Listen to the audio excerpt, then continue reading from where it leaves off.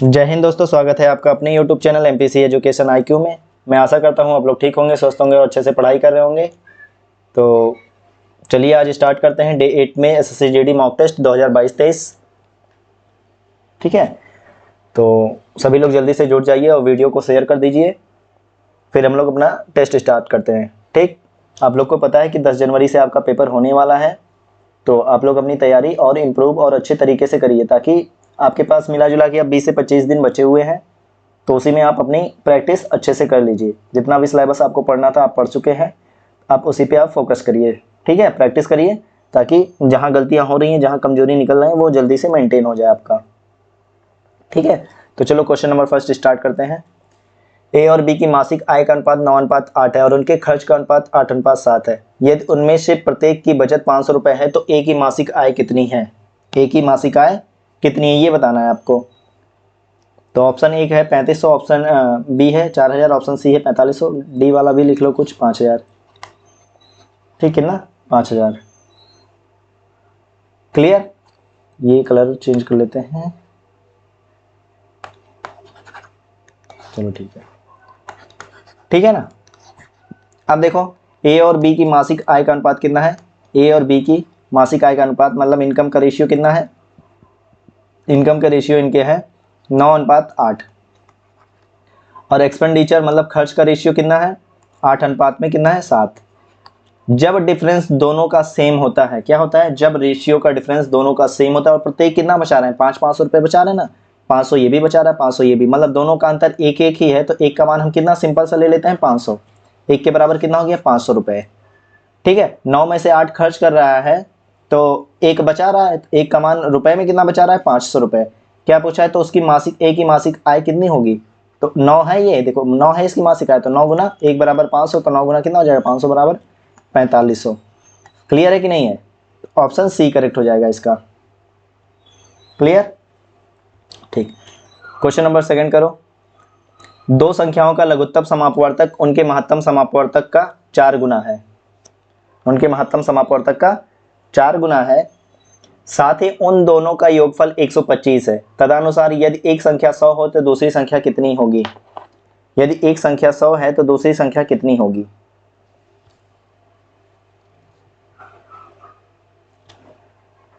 चलो बताओ जल्दी से। इसका ऑप्शन ए है 5, ऑप्शन बी है 25, ऑप्शन सी है 100, ऑप्शन डी है 125। तो इसका आंसर जल्दी से दो आप लोग। देखो क्या हो जाएगा, दो संख्याओं का लासा कितना है, लासा कितना है, लासा बराबर है 4 मासा के ना, उनकी महत्तम समापवर्तक का 4 गुना है, मतलब 4 मासा के बराबर है लासा। एलसीएम 4 मासा के बराबर है।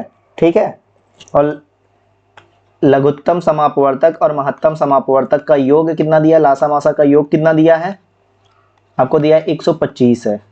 क्लियर? इतना क्लियर है ना। अब देखो यहाँ से लासा का मान कितना है, 4 मासा हम रख सकते हैं कि ना, इसको बोल सकते हैं लासा के बराबर 4 मासा, तो इस लासा के बराबर हम 4 मासा रख देते हैं, 4 मैसे के बराबर हो जाएगा, प्लस ये मैसे है ही, बराबर में कितना हो गया 125। 4 मैसे और मैसे मिल जाएंगे, कितने हो जाएंगे 5 मैसे, मतलब 5 महत्तम समापवर्तक बराबर 125। तो मासा हमारा निकल के आ गया कितना, मैसा निकल के आ गया, मैसा कितना निकल के आया आपका, 5 से काट देंगे 25 आ जाएगा, कितना आ जाएगा 25। ये 5 से कट जाएगा ना, कितना आ गया 25। इतना क्लियर? अब देखो जब मासा 25 आ गया, मासा और लासा का योग 125 है, यहाँ है ना, जब मासा 25 है तो लासा कितना बनेगा, तभी तो ये मासा कितना बनेगा, ये 100, कभी तो योग 125 बनेगा। क्लियर? यहाँ से तो निकल के आ गया। अब देखो एक चीज और क्या होता है, लासा गुना में मासा बराबर first number into second number होता है। लासा गुना में मासा बराबर पहली संख्या गुना में दूसरी संख्या, यही होती है ना। तो लासा गुना मासा कितना है, 100 गुना में 25। पहली संख्या कितनी दी है, एक संख्या 100 है, तो दूसरी संख्या x हो गई, 100 से 100 कट गया, x बराबर कितना आ गया 25। आपकी जो दूसरी संख्या है वो कितनी है 25 है, ऑप्शन बी करेक्ट हो जाएगा। क्लियर? ठीक है, 25 होगा इसका आंसर। ठीक, आगे देखो क्वेश्चन नंबर थर्ड। ए और बी एक कार्य को 8 दिनों में पूरा कर लेते हैं, वही कार्य बी तथा सी 24 दिन में पूरा कर सकते हैं, जबकि सी और ए वही कार्य 8 सही 4/7 दिनों में पूरा कर सकते हैं। कर सकते हैं। अकेला सी उसे कितने दिनों में पूरा कर पाएगा, अकेला सी उसे कितने दिनों में पूरा कर पाएगा ये बताना आपको। तो ऑप्शन ए है 60, ऑप्शन बी है 30, ऑप्शन सी है 40, ऑप्शन डी है 10।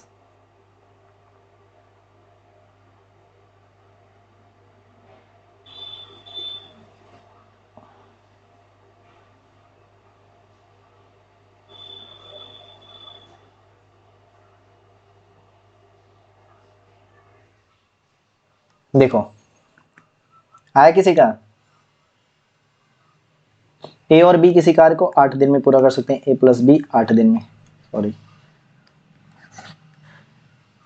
क्या दिया, ए प्लस बी किसी काम को 8 दिन में पूरा कर सकते हैं, 8 दिन में किया उन्होंने पूरा, ठीक। वही कार्य बी तथा सी 24 दिन में, बी तथा सी क्या कर रहे हैं 24 दिन में पूरा कर रहे हैं, 24 दिन में, ठीक है। और सी प्लस ए कितने दिन में कर रहे हैं, वही कार्य सी प्लस ए कितने दिन में कर रहे हैं, 8 से ही 4/7 मतलब 8 7 56, 60 बट्टे कितना हो जाएगा 7 दिन में पूरा कर रहे हैं। तीनों का एलसीएम लेंगे कितना आ जाएगा 120 होगा एलसीएम, तो ये 15 बार में जाएगा, ये 5 बार में जाएगा, 60 से 2 बार में, 2 7 14 बार में जाएगा। क्लियर।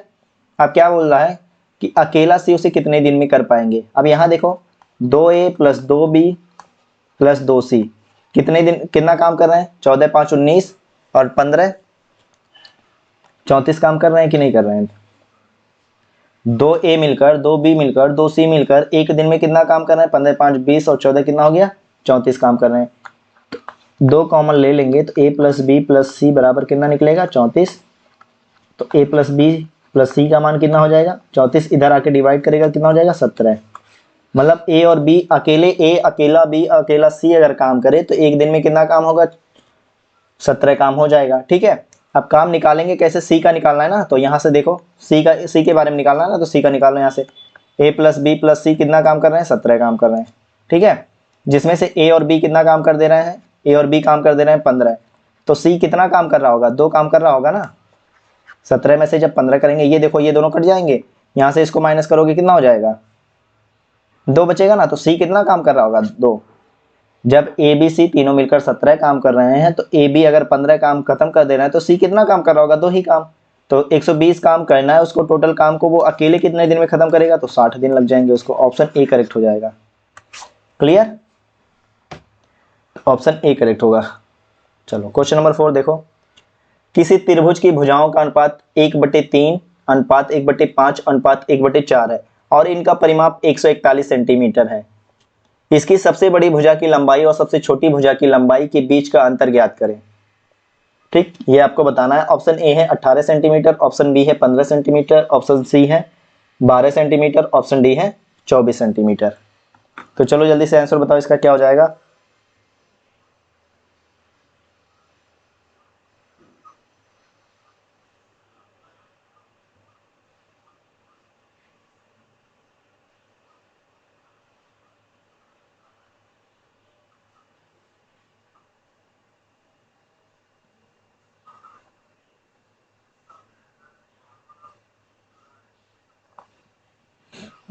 आया किसी का, नहीं आया। देखो इसका पहले अनुपात सही कर लो, इसका फ्रैक्शन में ना, तो सिंपल फ्रैक्शन में कर लो, इसको सिंपल से नंबर में कर लो। इन तीनों का एलसीएम ले, इसको सिंपल से करने के लिए हम क्या करते हैं तीनों का एलसीएम लेते हैं। तीनों का एलसीएम कितना आएगा 5 3 4 का एलसीएम होता है 60, 60 से गुणा कर दो सब में, 60 से क्या कर दो सब में गुणा कर दो, ठीक है। ये कितना बन जाएगा, ये 15 बन जाएगा, ये 12 बन जाएगा और ये 20 बन जाएगा। जो नया अनुपात आ गया आपका जो सही से आया 20 12 और 15 के रेशियो में आया, ठीक है। अब इसका परिमाप 141 सेंटीमीटर है। परिमाप क्या होता है, अगर तीन त्रिभुज की 3 भुजाएं मान लो ऐसे दी हुई हैं, त्रिभुज की 3 भुजाएं कोई दी हुई हैं, ये 20 है, 3 भुजाएं कोई भी दी हैं, ठीक है। 20 है और एक क्या दिया है, एक 15 हो गया, एक 12, ये मान लो ये 15 होगा और ये 12 सेंटीमीटर, 3 भुजाएं। परिमाप भी तो इसी को जोड़ेंगे तो वही परिमाप होता है ना, तो कितना हो जाएगा 20 12 और 15, ये परिमाप हो गया। परिमाप बराबर में किसके दिया है 141 सेंटीमीटर के बराबर, 141। तो यहाँ से कितना निकल के आ रहा है 12 47 आ रहा है। 47 का मान कितना दिया 141 के बराबर दिया, तो एक का मान कितना हो जाएगा, एक का मान 3 हो जाएगा, एक का मान 3 हो गया। आप क्या पूछा है, इनकी सबसे बड़ी भुजा की लंबाई और सबसे छोटी भुजा। सबसे बड़ी भुजा 20 है और सबसे छोटी क्या है 12 है, 12 है ना। तो दोनों का अंतर कितना है, 8 का अंतर, 8 का अंतर है। एक का मान अगर 3 निकल के आया तो 8 का मान कितना हो जाएगा, 8 3 24, मतलब 24 अंतर निकल के आएगा। ऑप्शन डी करेक्ट हो जाएगा। क्लियर, ठीक, क्लियर है ना इतना सबको? ठीक है। क्वेश्चन नंबर 5 देखो, एक रेलगाड़ी 1000 मीटर लंबे पुल को 52 सेकंड में और दूसरे 700 मीटर लंबे पुल को 40 सेकंड में पार करती है, यह मानते हुए कि रेलगाड़ी एक समान चाल से चल रही है। रेलगाड़ी की 4 किलोमीटर प्रति घंटे में क्या क्या है?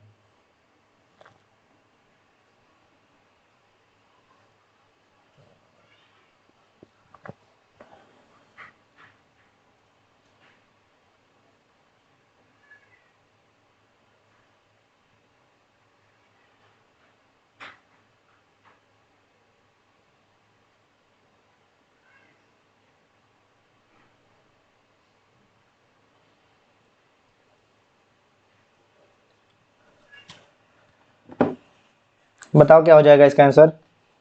एक रेलगाड़ी 1000 मीटर लंबे पुल को 52 सेकंड में पार कर सकती है। यहाँ देखो, अगर 700 मीटर लंबा प्लेटफॉर्म है, ठीक है, 700 मीटर लंबा प्लेटफॉर्म है, उसको पार करने में कितना समय लग रहा है, 40 सेकंड लग रहा है।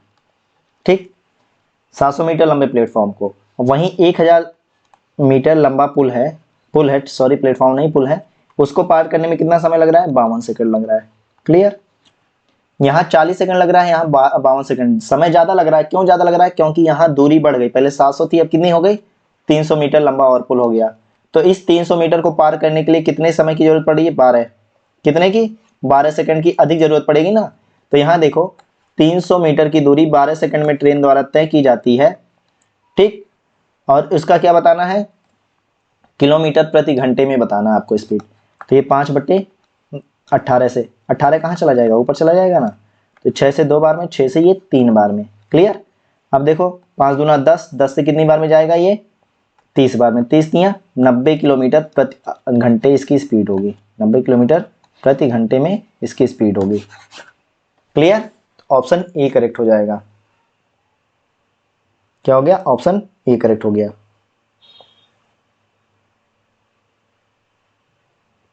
ठीक है ना, ये मीटर प्रति सेकंड में था, आपको 18/5 से गुणा करना था, आपने 18/5 से गुणा कर दिया। ठीक, आगे देखो question number 6, pipe A, B और सी किसी टंकी को क्रम से 15, 30 और 40 घंटों में भर सकते हैं। एक ही दिन पाइप ए, बी और सी क्रम से सुबह 6, 8 और 10 बजे खोला जाता है। ठीक है, टंकी कितने बजे भर जाएगी? ऑप्शन है 3:20, ऑप्शन बी है 11:20, ऑप्शन सी है 7:20, ऑप्शन डी है 5:20। चलो इसका आंसर बताओ आप लोग जल्दी से।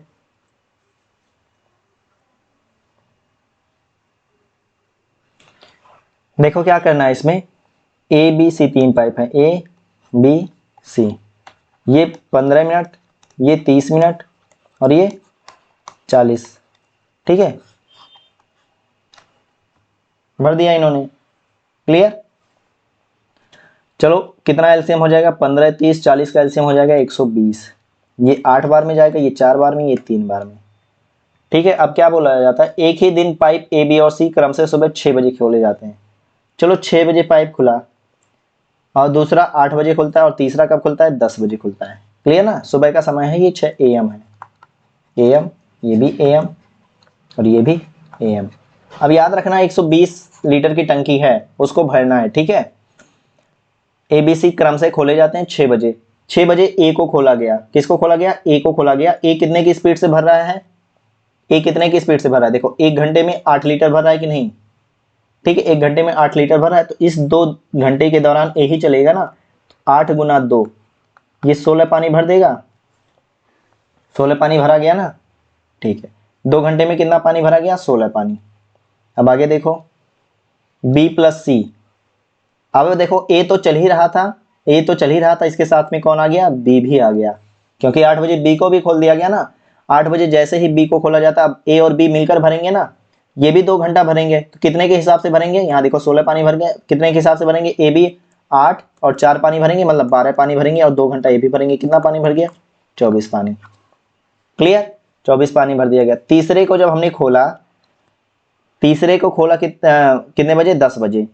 तो यहाँ ए, बी और सी, ठीक है, ए, बी और सी कितना पानी भर रहे हैं, यहाँ देखो 8 4 12 3 15 पानी भर रहे हैं। अब पानी भरना कितना है, टंकी देखो कितने की है, 120 लीटर की है, जिसमें से 16 पानी भर दिया गया, 24 पानी, मतलब 40 पानी भर दिया गया, 40 लीटर पानी अगर भर दिया गया हो, बचा कितना, 80 लीटर पानी। 80 लीटर पानी को भरने के लिए इसको कितना समय लगेगा, देखो ए बी सी को 80 लीटर पानी भरना है, कितना समय लगेगा ये बताना है। तो 15 पचे 75 और 5/15 मतलब 1/3 हो जाएगा। 1/3, 1/3 का मतलब क्या होता है, 5 घंटे, 5 घंटे और 20 मिनट। यहां से लग जाएंगे कब से, 10 बजे के बाद, क्योंकि ये 10 बज रहा है ना, 10 बजे के बाद उन्हें 5 घंटे 20 मिनट लग जाएंगे टंकी को फुल करने में। तो कहाँ है 3:20, 10 से 5 जाओगे कितना हो जाएगा, 3 बज जाएगा। 10 से 5 जाओगे 3 बज जाएगा ना, और 20 मिनट और, तो 3 घंटा, सॉरी 3:20 हो जाएंगे। क्लियर, ठीक, आगे देखो क्वेश्चन नंबर 7 क्या है, ए, बी और सी क्रम से 10, 15 और 30 दिनों में एक कार्य को पूरा कर सकते हैं।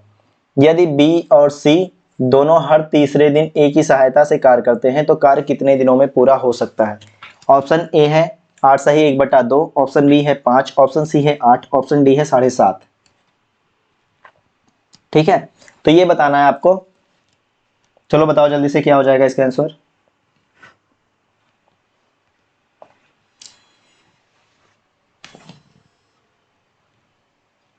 देखो ए, बी, सी, ये है 10 दिन, 15 दिन और 30 दिनों में भर सकते हैं, एक कार्य को पूरा कर सकते हैं। सॉरी, अब क्या बोला है, एलसीएम कितना हो जाएगा, 10, 15, 30 का एलसीएम कितना हो जाएगा, 30 ही हो जाएगा।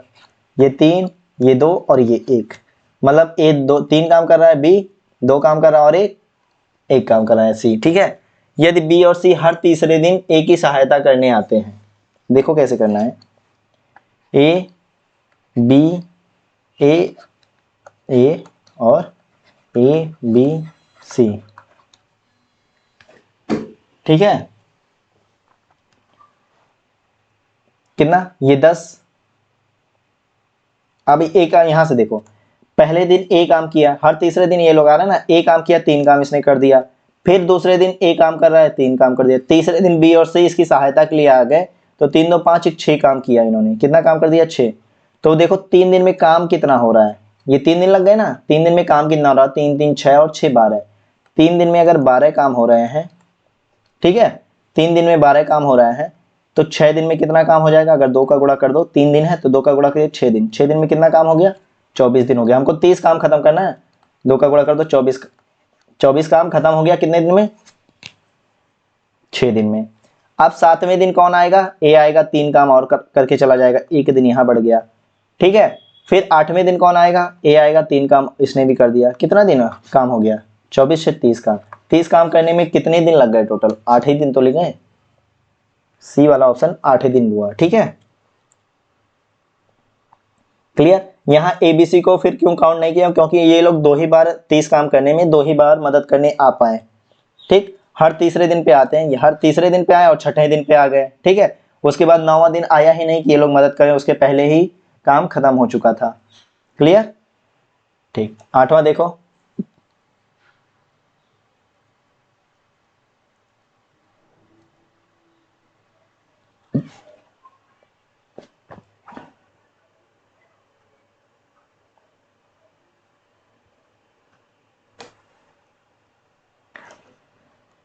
चलो बताओ, ए और बी की आय का अनुपात 5:7 है और उनके व्यय का अनुपात 3:4 है। यदि ए और बी क्रम से 5,000 और 9,000 की बचत करते हैं तो उन ए की आय और बी की आय के 2 गुने के बीच का अंतर कितना होगा, 2 गुने के बीच का अंतर कितना होगा।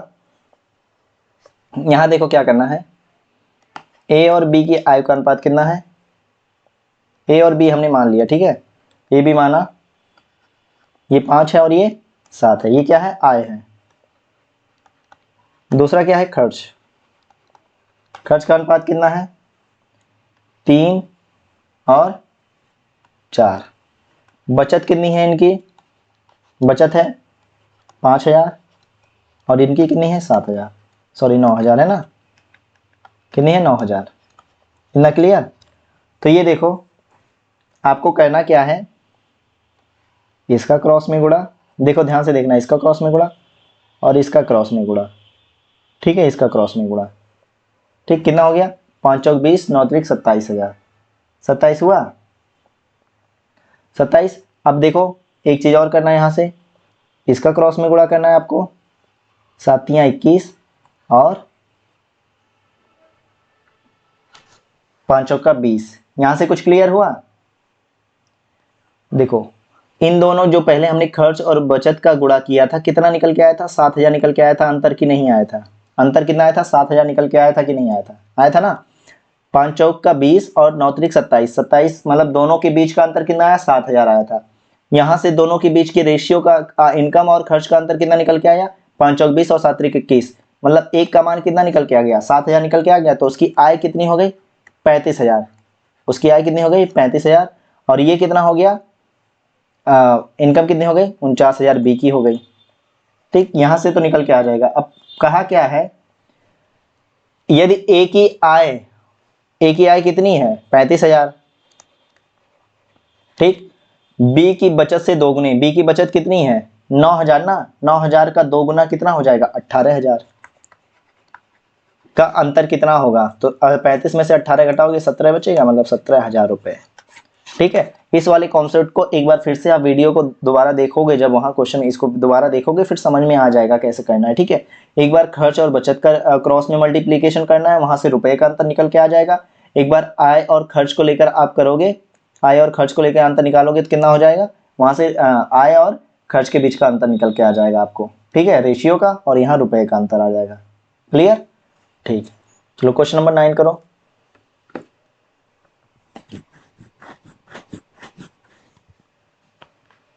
क्वेश्चन नंबर 9 देखो क्या कह रहा है, 31,250 की धनराशि पर 2 वर्ष के लिए वार्षिक 8% की दर से वार्षिक रूप से संयोजित चक्रवृद्धि ब्याज और साधारण ब्याज के बीच का अंतर ज्ञात करें, ठीक है, अंतर ज्ञात करना है आपको। तो देखो कितना हो जाएगा,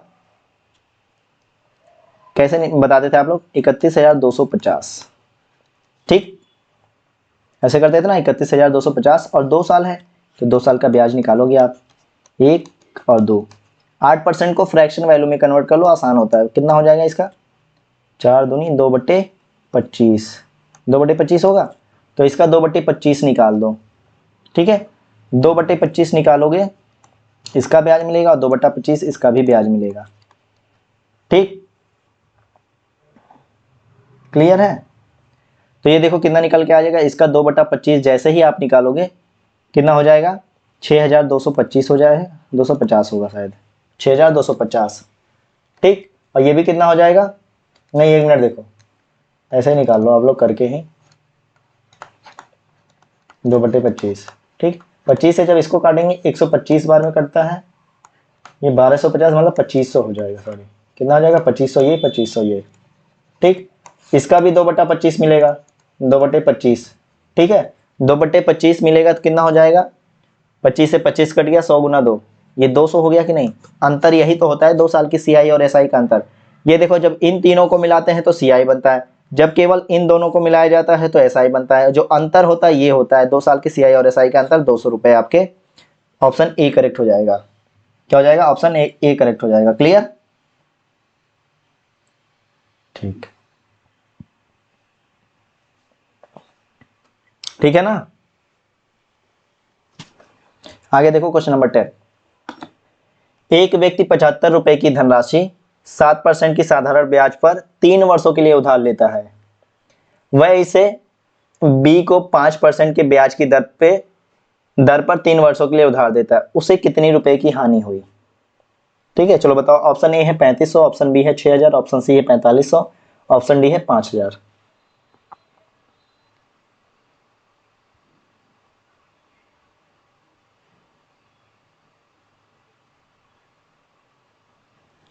ठीक है, बताना है आपको। देखो 75 रुपए की धनराशि है, 7% की साधारण ब्याज पे 3 वर्षों के लिए उधार लेता है, ठीक है, 7% पे 3 वर्षों के लिए उधार लेता है तो कितना ब्याज हो जाएगा, 21% ब्याज उसको देना पड़ेगा। साधारण ब्याज है तो हर वर्ष बराबर ही मिलेगा, ठीक।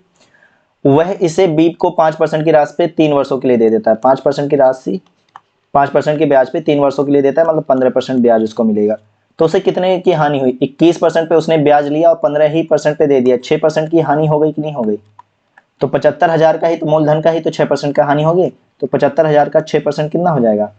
75,000 गुना में 6/100, 2 जीरो से 2 जीरो कैंसिल हो गया, 7.5 गुना 6 कितना हो जाएगा? 4500 हो जाएगा। कितना हो जाएगा? 4500 रुपये। कितना हो गया? 4500 रुपये। क्लियर? ठीक। 11 देखो, एक वस्तु को 30% के लाभ पर बेचा जाता है। एक वस्तु को 30% के लाभ पर बेचा जाता है। यदि वस्तु के क्रय मूल्य और विक्रय मूल्य में 100 रुपए की कमी की जाती है तो अब लाभ 45% होगा। तो वस्तु का मूल लागत क्या है? वस्तु का मूल लागत क्या है ये आपको बताना है। तो चलो जल्दी बताओ।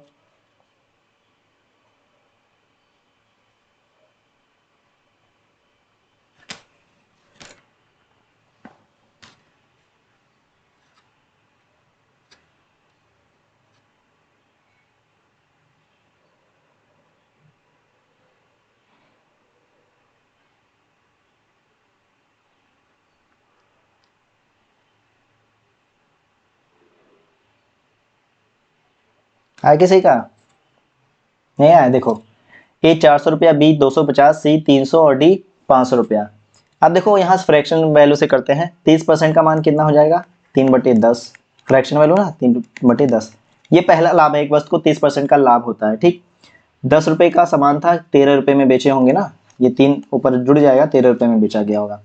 दोबारा 45% का लाभ होता है। 45% का मान कितना हो जाएगा? 9/20 हो जाएगा। 45/100 करोगे, 9/20 हो जाएगा। मतलब 20 रुपए की वस्तु थी, 9 रुपए में बेची गई, सॉरी 29 रुपए में। तभी तो होगा 9 का लाभ। ठीक है, क्लियर है इतना? अब क्या बोला है? यदि विक्रय मूल्य में, क्या बोला है? यदि विक्रय मूल्य में, तो पहले सबसे पहले क्या करना पड़ेगा आपको? रेशियो को बराबर करना होगा। ठीक है, सबसे पहले क्या करना होगा? रेशियो को बराबर करना होगा। यहाँ कितने का अंतर है? 3 का अंतर है। और यहाँ कितने का अंतर है? 9 का अंतर है। ठीक, जब यहाँ 3 का अंतर, यहाँ 9 का अंतर है,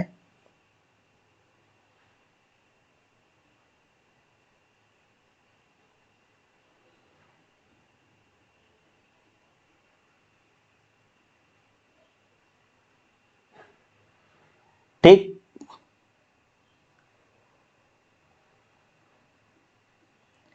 इतना क्लियर है कि नहीं? पहले ये बताओ।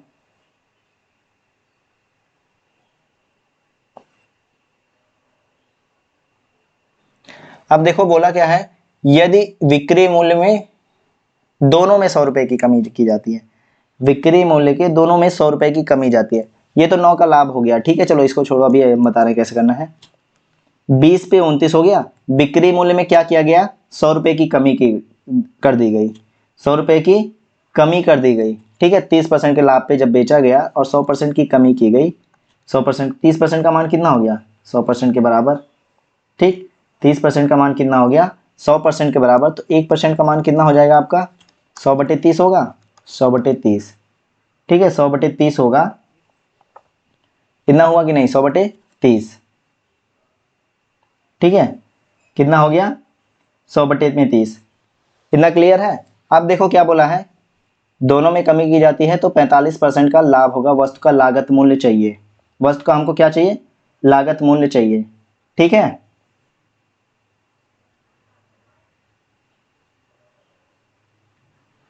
ठीक, 1% का मान इतना हो गया।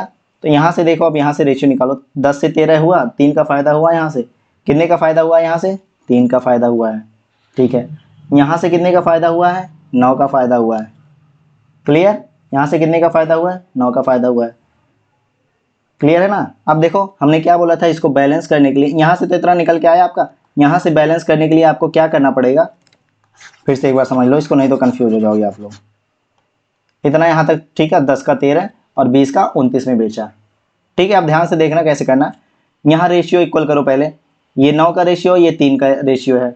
इक्वल करोगे तो 9 का गुणा इधर कराना पड़ेगा, तो ये कितना बन जाएगा? 9 का गुणा करेंगे तो ये 90 बन जाएगा। और ये कितना बन जाएगा? गुना में 9 करेंगे 117 बन जाएगा। ठीक, दोबारा इसमें 3 का गुणा कराएंगे, ये 60 बन जाएगा, 3 का गुणा होते ही 60 बन जाएगा, और ये कितना बन जाएगा, 3 का गुणा होते ही 87 बन जाएगा। इतना तो क्लियर होगा अब। ठीक है, अब देखो जहां 117 रुपए का लाभ हो रहा था, अब 87 रुपए का ही लाभ हो रहा है। कितने का कम लाभ हो रहा है, 30 का लाभ हो रहा है कम, 30% का कम लाभ हो रहा है। क्यों कम लाभ हो रहा है, क्योंकि हमने 100 रुपए कम करके बेचे थे। ठीक है, 30 रुपए का लाभ हो रहा है, और कितने पे, क्योंकि 100 रुपया कम करके बेचा गया। तो 30 का मान कितना हो गया, 100 हुआ। तो 1 का मान देखो कितना हो गया, 1 का मान हो गया 100/3, 100/3। ये सीपी है ना, ये सीपी और ये ईएसपी था। क्लियर, हमको क्या बताना है, क्रय मूल्य बताना है। ठीक है, तो 90 का मान बता दो 3 से 30 बार में, तो 100 गुना 30 कितना हो जाएगा, 3000। क्लियर है कि नहीं, अब क्लियर हो गया होगा। ठीक है, देखो 30% था 3/10, 45% था 9/20, सीपी कितना हो गया 10, तो 13 में बेचा गया, और दूसरा 20 में था तो कितने में बेचा गया, 29 में बेचा गया। यहाँ 9 का लाभ हुआ, यहाँ 3 का, इसको रेशियो को बराबर कर लो, लाभ को बराबर कर लो, अभी आ जाएगा। जब दोनों में अंतर कितना, 9 और 3, क्रॉस में मल्टीप्लाई करा दो, 3 का इधर और 9 का इधर, यहाँ से ये रेशियो बन के आया, लाभ का रेशियो बन के आया 117 और 87। ठीक है, अब देखो क्या बोला है कि जब 30, ठीक है, 100 रुपया कम किया जाता है, मतलब यहाँ से कम कितना किया जा रहा है, पहले जो जहाँ 187 का लाभ, 17 का लाभ हो रहा था, अब 87 का हो रहा है, तो 30 कम लाभ हो रहा है ना। 30 का मान कितना दिया, 100, 1 का मान 100/3, क्रय मूल्य बताना है तो 90 का मान बता देना है। ठीक है, तो 300 आ गया यहाँ से।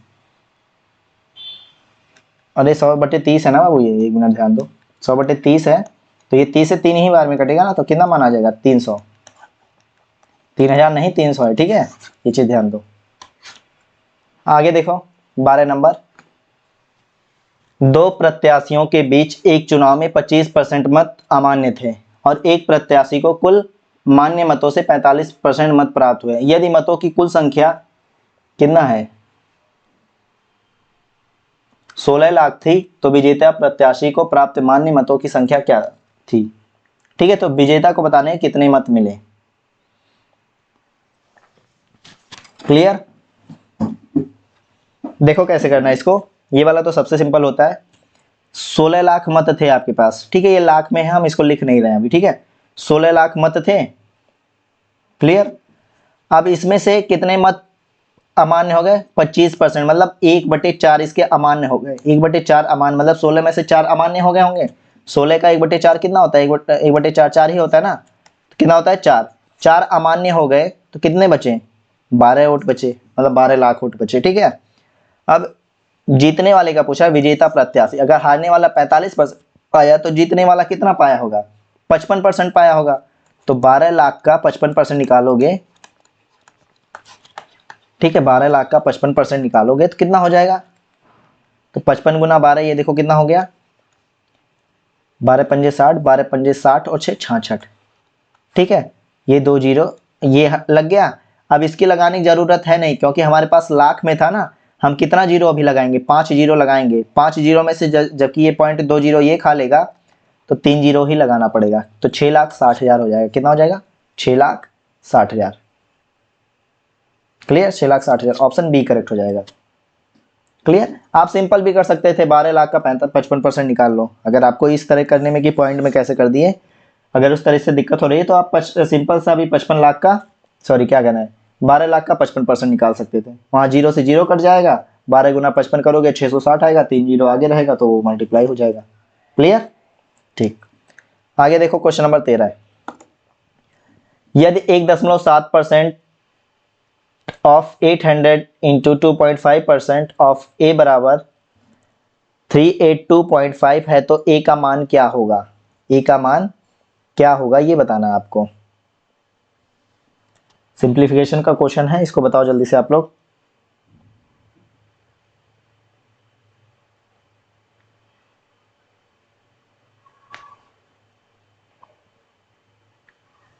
ठीक, थोड़ा कैलकुलेटिव है, बताओ जल्दी से। देखो ऐसे लिखो 1.7%, ठीक है, प्रतिशत लगाया, 0 गुना 800 है, गुना में 2.5% है, 2.5% लगाया हमने। ठीक है, ये लिख दिया, गुना में ए है बराबर में 382.5 है, तो ए का मान बताना, बस इसी को काट दो, अभी आ जाएगा ए का मान। 2 जीरो से 2 जीरो ये कट गया, ठीक ना। अब देखो कितना बचा, और कुछ कटेगा,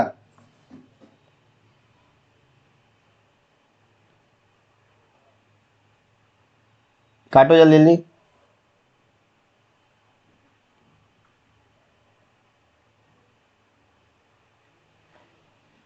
ठीक, अब देखो इसको हम काटेंगे, ऐसे काट लो। ये 2.5 गुना 20 कितना हो जाएगा, 2.5 गुना 8 कितना हो गया, 20 हो गया। तो 1.7 गुना में 20 बटे में 100 हो गया, यही हुआ ना। और गुना में तो ए है ही है, बराबर 382.5 है। ठीक, अब देखो ये कितना हो जाएगा, इसको ऐसे करो, इसको इधर गुणा ही रहने दो अभी, ठीक है। 20 सत्ते 140 हो जाएगा, कितना 17 दूना 34, मतलब 3.4 ए हो जाएगा। 3.4 ए बराबर किसके हो जाएगा, 100 को उधर ट्रांसफर कर दो तो कितना हो जाएगा, 100 उधर जाएगा तो 38 250 बन जाएगा कि नहीं बन जाएगा, 100 उधर जाएगा इतना बन जाएगा। क्लियर, तो ए बराबर देखो क्या हो जाएगा, 38 250 बटे में 3.4, पॉइंट हटाने के लिए ऊपर एक 4 और बढ़ाना, एक जीरो और बढ़ाना पड़ेगा, तो ये पॉइंट हट जाएगा यहाँ से, ठीक है। 17 से काट दो पहले, 34 से अगर ना काट पाओ, 34 से काटोगे तो 4 2 2, ठीक, काटो 34 से ही अगर काट पाओ, 34 एक बार में कटेगा, 4 2 बचा, फिर एक बार में कटेगा 8, ये बचेगा 2 और ये बचेगा 34 पंजे 170, ठीक, 1125, ऑप्शन सी करेक्ट हो जाएगा। क्लियर, ठीक है ना, तो 1125 आएगा, आप काट के चेक कर लेना, 1125 आएगा। ठीक, आगे देखो क्वेश्चन नंबर 14, 120 प्रश्नों वाली एक परीक्षा में एक लड़का पहले 90 प्रश्न में से 60 प्रश्न सही उत्तर देता है, शेष प्रश्नों में से कितने प्रश्न सही उत्तर दे ताकि कुल परीक्षा में उसे 55% अंक मिले, 55% अंक मिले, ये बताना है।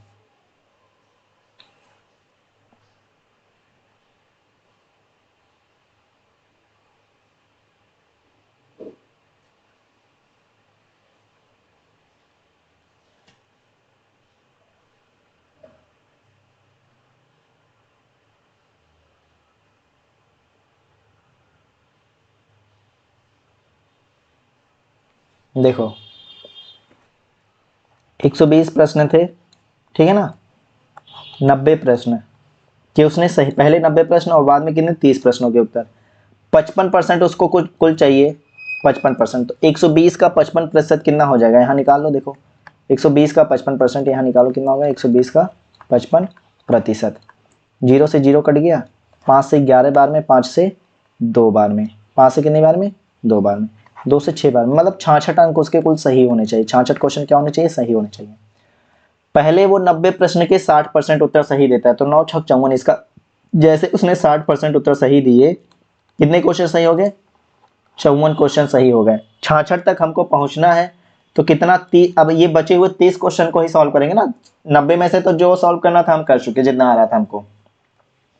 अब देखो 30 में से हमको कितने अभी अंक नंबर लाने हैं, 12 नंबर और लाने हैं, तभी हम कितना पहुंच पाएंगे 54 तक।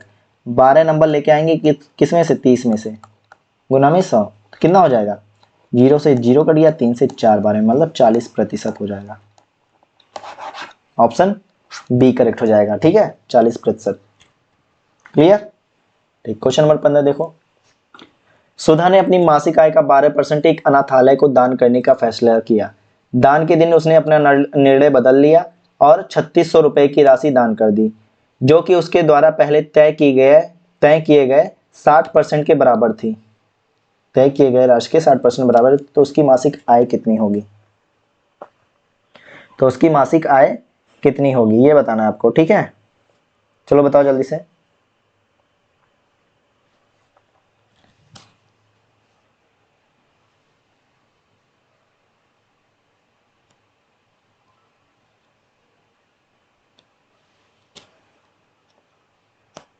देखो देखो उसने अपनी इनकम का, मतलब अपने इनकम का कितना परसेंट दान करना चाहा, 12% उसने दान करना चाहा। ठीक है, लेकिन जब दान करने गई तो उसका मन बदल गया, उसने 12% ना करके जो 12% था उसका 60% उसने दान किया। पहले 12% सोचा, लेकिन 12% का फिर उसने 60% ही किया। कितना किया? 60%, जो कि किसके बराबर था? 3600 रुपए के बराबर था। ठीक है, अब यहाँ से मान निकाल लो। देखो 20 से 3 बार में, सॉरी 20 से 5 बार में, ऐसे नहीं करो ना, ऐसे कर लो। 12 छक, ये 0 से 0 कट गया, 12 छक 72, 72 गुना 5, ये 5 बार में हो गया, 10,000 ये बनेगा। तो इनकम उसकी कितनी हो गई? 50,000 के बराबर हो गई। कितने हो गई? 50,000 के बराबर। क्लियर? तो option C, sorry D correct हो जाएगा। ऑप्शन डी करेक्ट हो जाएगा। ठीक है ना? आगे देखो क्वेश्चन नंबर 15। ए बी से 48% अधिक है। सी जो ए और बी के बीच के अंतर के दोगुने से 60% अधिक है। सी ए से कितने प्रतिशत अधिक है? दशमलव के एक स्थान तक पूर्णांकित करें।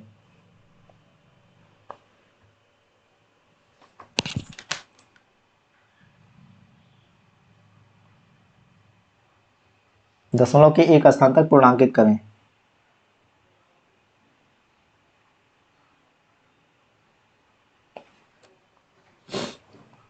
है किसी का? जल्दी जल्दी आंसर दो आप लोग। देखो 3 लोग हैं, ए बी सी, ठीक है ना? अब क्या बोला है? ए बी सी 3 लोग हैं। अब क्या बोल? 48%, ए बी से 48% अधिक है। ए बी से 48%, 48% का फ्रैक्शन वैल्यू कितना होगा? 48/100 मतलब 12/25। कितना हो जाएगा? 12, 4 से काटोगे ये 12 और 12/25। ए बी से कितना अधिक है? 48%। अगर ये 25 होगा तो ये 48% अधिक है, मतलब ये 37 हो जाएगा। कितना हो जाएगा? 37। आगे क्या बोला है? सी जो ए और बी के बीच अंतर, ए और बी के बीच अंतर कितना है? 12 का अंतर है। ठीक, अंतर के दोगुने मतलब 24 हो गया। अंतर के दोगुने से कितना हो गया? 24 हो गया। ठीक, अंतर के दोगुने 24, 12 का अंतर था, दोगुने 24 हो गया। अब क्या बोला है? दोगुने से 60% अधिक है। दोगुने से 60% अधिक है। ठीक है, जब 60% अधिक है मतलब कहीं ना कहीं इसका कितना होगा? 160% होगा। तो 24 का 160% कितना हो जाएगा? 24 का 160% कितना हो जाएगा? 0 हो गया। अब ये करो, 16 चौका 64 कितना हो जाएगा? 2 से 5 बार में कटेगा, 2 से 8 बार में, 192/5 होगा कि नहीं होगा? जब 60% अधिक है तो कहीं ना कहीं इन दोनों से 160% के बराबर होगा कि नहीं? इनके 160% के बराबर होगा? हाँ होगा। ठीक, अब देखो इसको जब बैलेंस करना है तो आपको 5 से तीनों में मल्टीप्लाई करना पड़ेगा, इन दोनों में। यहाँ से 5 हटाने के लिए इन दोनों में 5 से मल्टीप्लाई करने का, इस 5 को हटाने के लिए। तो कितना हो जाएगा? 185 ये हो जाएगा, 25 गुना 5 125, और ये 192 ही रह जाएगा। ठीक है, इतना क्लियर? अब क्या बोला है? सी ए से कितने प्रतिशत अधिक है? ये देखो 185 है, 7 अधिक है कितने से? 185 से, गुना में 100। ये बताना है तो आपको कितना आ जाएगा आंसर? 700 बटे में 105 से काटोगे ये 20 बार में कट जाएगा, 5 से काटोगे ये 37 बार में कट जाएगा। ठीक है ना? तो 20 सत्ते 140, 140 बटे में 37, तो 37 गुना 4 148 होगा। देखो 4 बार में जाएगा, ये 4 वाला नहीं जा पाएगा, ये भी नहीं जा पाएगा, ये भी नहीं, तो 3.8 यही जाएगा ना। 4 बार में तो जा नहीं रहा, तो 3 ही बार में जाएगा, तो 3.8 आ जाएगा। क्लियर इतना? ठीक, 16 नंबर हो गया। चलो 17 बताओ। एक परीक्षा में विनोद ने 25% अंक प्राप्त किए और 10 अंकों से अनुत्तीर्ण हो गया। ठीक है, सचिन ने 30% अंक प्राप्त किए जो उत्तीर्ण अंकों से 20 नंबर अधिक थे।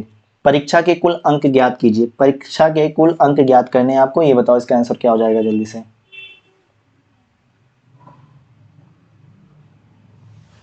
देखो एक परीक्षा में विनोद ने 25% अंक प्राप्त किए हैं।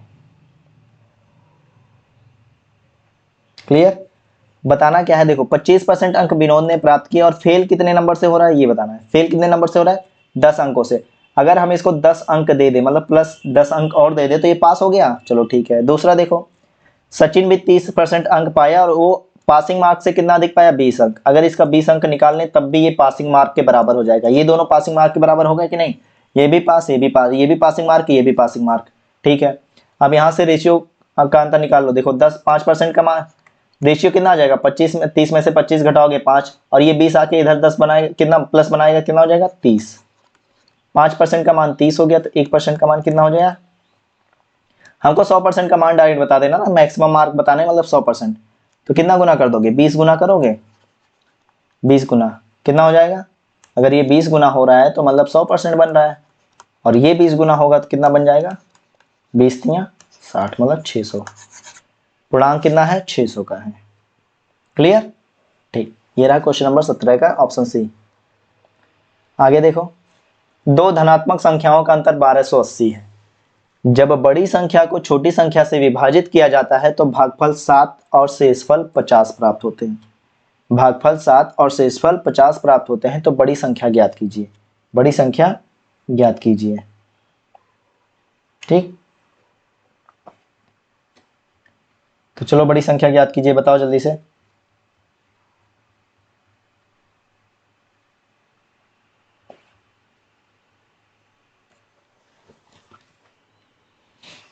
जल्दी करो। देखो ए और बी, ए बी ने, ठीक है। ए और बी के अंतर कितना है, दो धनात्मक संख्याएं ए और बी के रूप में है मान लो, तो उनका अंतर कितना है, 1280 का अंतर है। कितने का, 1280 के अंतर के बराबर है, ठीक। अब क्या दिया है, जब बड़ी संख्या को छोटी संख्या से विभाजित, ए को किससे विभाजित किया जा रहा है, 7 से। ए को विभाजित किया जा रहा है छोटी संख्या के 7 गुने से ना। जब बड़ी संख्या को छोटी संख्या से विभाजित किया जाता है, चलो छोटी संख्या क्या है, बी से विभाजित किया जाता है, ठीक। तो शेषफल कितना बचता है, 7 बचता है। 7 बी के बराबर होगा। अब प्लस में, सॉरी, भागफल 7, भागफल होगा तभी गुणा करेंगे ना, ये ऐसे देखो यहां से। जब बड़ी संख्या को कैसे हम करते हैं, छोटी संख्या से डिवाइड किया जा रहा है, ए को हम बी से डिवाइड कर रहे हैं, और भागफल कितना है 7। भागफल और डिवीजन में गुणा होता है कि नहीं, भाजक और भागफल में गुणा होता है, और प्लस में शेषफल होता है, तभी तो जो संख्या को डिवाइड कर रहे हैं वही आएगा, यही आएगा ना। इतना क्लियर, इतना क्लियर है ना, ठीक। तो ए का मान यहां से देखो क्या बन गया हमारा, ये ए का मान बन गया, ठीक है। ए बराबर बी गुना में 7 प्लस में 50। ए का मान देखो इस वाले इक्वेशन में जब हम रखेंगे तो ए की जगह रख देना इतना, बी गुना में 7 प्लस में 50, और ये माइनस बी है, ये माइनस बी बराबर में 1280। ये इक्वेशन बन गया, इसको सॉल्व कर दो तो ये 7b के बराबर हो जाएगा, ये 50 हो जाएगा, ये माइनस बी हो गया, माइनस बी को हटा देना, वैसे भी 6b बन जाएगा, और ये बराबर में 1280। तो ये 6b, ठीक है। 7b में से ये b घटा दिए, 6b बन गया। 50 उधर जाएगा माइनस हो जाएगा, कितना बन जाएगा, 1280 में से घटाएंगे तो 1230 बन जाएगा। तो b का मान कितना आ जाएगा, b का मान आपका आ जाएगा 6 से काट दो, 6 दूना 12 और 6 पच्चीस 30। बी का मान आ गया 205, मतलब यहाँ आ गया 205, बी का मान आ गया 205। ए का मान क्या हो जाएगा, ए माइनस 205 बराबर 1280। तो 1280 में से इसको घटा दो, कितना बन जाएगा 1000, सॉरी घटा रहे हैं, कह रहे हैं इसको जब जोड़ेंगे तो कितना बन जाएगा, 12 2 14 5 1485। ऑप्शन बी करेक्ट हो जाएगा। क्लियर ना, जब माइनस बी इधर है, जब इधर जाएगा प्लस होगा ना, तभी तो बनेगा 1485। ऑप्शन बी करेक्ट हो जाएगा। आगे देखो, यदि 10 अंक की संख्या 54 32 y 17 49 x संख्या 72 से विभाजित है तो 5x माइनस 4y का मान क्या होगा। 5x माइनस 4y का मान क्या होगा। 14 15 10 9। देखो जब हमने नंबर सिस्टम पढ़ाया था तो उसमें हमने डिविजिबिलिटी रूल भी बताई थी उसी समय आपको, ठीक है। अब जब डिविजिबिलिटी रूल आपको पता होगी तो ये आसानी से आप कर लोगे। 72 से डिवाइड करने का मतलब क्या होता है कि कोई भी संख्या 8 से डिवाइड होनी चाहिए और 9 से डिवाइड, जो 8 और 9 दोनों से डिवाइड होगी वो संख्या 72 से भी डिवाइड होती है। जो संख्या 8 और 9 दोनों से डिवाइड होती है वो 72 से भी डिवाइड होती है। तो अब देखो ये संख्या तो हो रही है 8 और 9 दोनों से, क्योंकि 72 से डिवाइड हो रही है, तो x की जगह ऐसी संख्या रखनी है कि जो 8 और 9 दोनों से डिवाइड हो जाए। देखो हमने x की जगह p8, ठीक है, x की जगह ऐसा मान रखो जो 8 और 9 दोनों से, तो 8 से डिवाइड करते हैं हम, तो क्या करेंगे लास्ट के 3 अंक क्या 8 की डिविजिबिलिटी का रूल ही होता है कि लास्ट के 3 डिजिट इसी को चेक किया जाता है, ठीक है। अंतिम के 3 अंक 8 से डिवाइड होने चाहिए, तो अंतिम के 3 अंक 8 से कब डिवाइड होंगे, तो ये देखो 8 छक 48, क्या हो जाएगा 8 छक 48 होगा, ठीक है। कितना रिमाइंडर बचा, 1 बच गया, 1 बच गया। यहाँ क्या रख दें कि 8 से कट जाए, यहाँ क्या रख दें हम कि 8 से कट जाए, 6 रख दें तो कट जाएगा, 1 रिमाइंडर बचा है, 6 रख देंगे तो 16 बनेगा, जो कि 8 से कट जाएगा। तो x का मान यहाँ से कितना निकल के आ जाएगा, x का मान 6 आ जाएगा कि नहीं, यहाँ से क्लियर हुआ। जब x का मान आपको पता चल गया तो ये संख्या 5x माइनस 4y कितना हो गया, ये 30 बन गई, 6 गुना 5 माइनस 4y का मतलब देखो, अब देखो x की जगह हम 6 ले लिए, ठीक है। अब 9 का रूल क्या कहता है, सभी अंकों के अंकों का योग, दी गई संख्या के अंकों का योग 9 से विभाजित होना चाहिए। तो सबको जोड़ लो और 9 से डिवाइड करो, देखो क्या हो रहा है 9 से डिवाइड, तो 5 4 9 हो जाएगा, 5 4 9 3 12 2 14 15 7 22 4 22 4 कितना 26 और 26 9 35 35 6 41 41 हुआ। 45 बनाने के लिए हम क्या रख दें, 45 बनाने के लिए 41 में 4 जोड़ेंगे, मतलब y का मान हमको 4 रखना पड़ेगा। तो ये 4 गुना में 4 हो जाएगा कितना 30 माइनस में 16 बराबर क्या हो जाएगा 14। ऑप्शन ए करेक्ट हो जाएगा, ठीक है, ऑप्शन ए करेक्ट हो जाएगा। ठीक, आगे देखो क्वेश्चन नंबर 20, यदि 9 अंकीय संख्या 1039 m 837 n 72 से पूर्णतः विभाजित है तो n स्क्वायर माइनस m का मान क्या होगा, ये आपको बताना है। सेम उसी पैटर्न पे है जैसे आपने पीछे बताया है।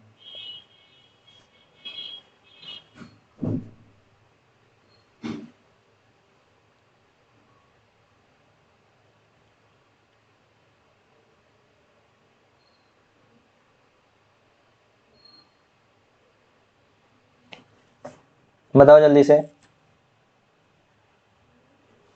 देखो संख्या क्या है हमारे पास 1039 m 837 n, इसको हमको 72 से डिवाइड करना है, मतलब 8 और 9, वही रूल पिछले वाला। अंतिम के 3 अंक 8 से डिवाइड हो 8 से डिवाइड होंगे तभी ये संख्या पूरी 8 से डिवाइड होगी। तो n की जगह क्या रखना है, देखो 8 से इसको डिवाइड करो, 8 चौक 32 कितना बना 5 बार में कटा, यहाँ क्या रखेंगे 8 चौक 32 5 रिमाइंडर बचा, यहाँ क्या रखेंगे n के मान की बच जाए, n की जगह हमको ये 8 चौक 32 5 ये रिमाइंडर, यहाँ n की जगह अगर जब 6 रखेंगे 56 बनेगा तभी तो 8 से कटेगा। तो n का मान यहाँ भी हमको कितना रखना पड़ेगा 6, n का मान कितना रखना पड़ेगा 6, तो n का मान निकल के तो आ गया 6। 9 से काटने का नियम, तो m की जगह क्या करना है, कोई भी संख्या रखेंगे, देखेंगे कौन सी संख्या, सबको जोड़ लो पहले, 9 से काटना है ना, तो 1 4 9 4 13 13 8 21 3 24 7 31 31 और 6 कितना हो जाएगा 39, 31 6 38। अगली संख्या 39 है, 39 बनाना है ना हमको, अगली संख्या हमको क्या बनाना है 31 6 37 हुआ, हमको 45 बनाना पड़ेगा क्योंकि अगली संख्या जो होगी वो 8 से डिवाइड होगी, किससे होगी 9 से डिवाइड होगी 45, ठीक। तो 37 आया था, उसमें हम कितना बना जोड़ेंगे 8 जोड़ेंगे ना, तभी तो बनेगा 45, 45 ही 9 से डिवाइड होता है। तो m का मान कितना निकल के आ गया हमारा 8 और n का मान 6, n का मान कितना हो गया 6 का स्क्वायर, ठीक। m का मान कितना आया 8 बटे में 4, 36 माइनस 8 करेंगे 28 आएगा, बटे में 4 बराबर में कितना हो गया 7। तो ये आ गया फाइनल आंसर आपका 7। क्लियर, तो ये था आज के सेशन का लास्ट क्वेश्चन। अगर क्वेश्चन आपको अच्छे लगे हुए हैं, आज की वीडियो अच्छी लगी हो तो आप वीडियो को लाइक ज़रूर करें, और जहां भी आप वीडियो को शेयर कर पाएँ तो उसे ज़रूर शेयर कर दिया करें, ठीक है। और आप लोग अब मेहनत से तैयारी करिए, ठीक, आपका एग्ज़ाम नज़दीक ही आता जा रहा है, और अपने अपने स्कोर शेयर कर दीजिए, और देखिए जहाँ कमी हो उस चैप्टर पे प्रैक्टिस करिए आप लोग, जहाँ कन्फ्यूजन हो, जिस चैप्टर में डाउट हो वहाँ प्रैक्टिस करिए, ठीक है। तो चलिए कल मिलते हैं, तब तक के लिए thank you all of you, good night, जय हिंद।